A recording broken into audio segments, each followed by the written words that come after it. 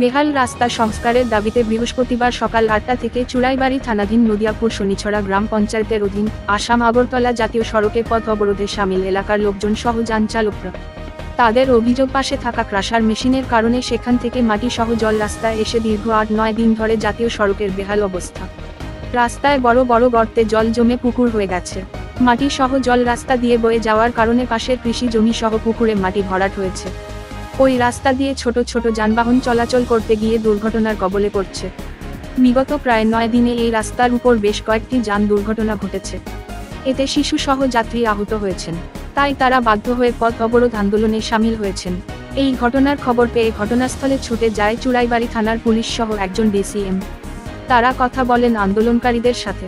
পরবর্তীতে গ্রামের নেতৃত্ব সহ অন্যান্যদের মধ্যস্থতায় বেলা আনুমানিক ১টা নাগাদ আন্দোলন প্রত্যাহার করা হয়।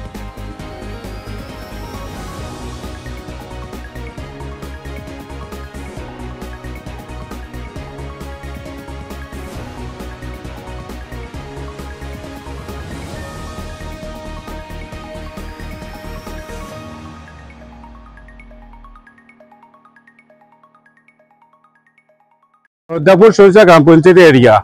আমি পার্শ্ববর্তী, এখানের পাশে আমার বাড়ি।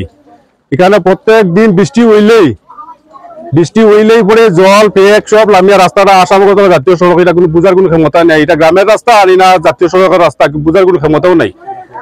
আটিয়া যাওয়ার মতো কোনো অবস্থা নাই।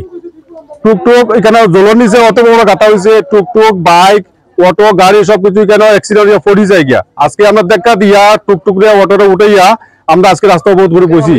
বৃষ্টি দিলে যাতে আর জল না হয়, মাটি না হয়, এই ব্যবস্থা যাতে পার্মানেন্টলি করার লাগিয়া। এদিকে নালা বন্ধ হইয়া গ্যাসারিয়া পুকুর জমিন ক্ষেতর জায়গা সবকিছু নষ্ট, ক্ষেত করা যান না।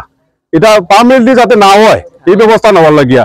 আর যদি না হয় আমরা রাস্তা অবরোধ করছি থাকবো। পার্মানেন্টলি যাতে কোয়ারি ব্যবসা যারা করোকা যাতে রাস্তা ক্লিয়ার থাকে এই ব্যবস্থা করার লাগিয়া। দপ্তর তারা আজকে এটা পরিষ্কার করোকা কথা দিয়ে যাও, এটাই আমরা দাবি।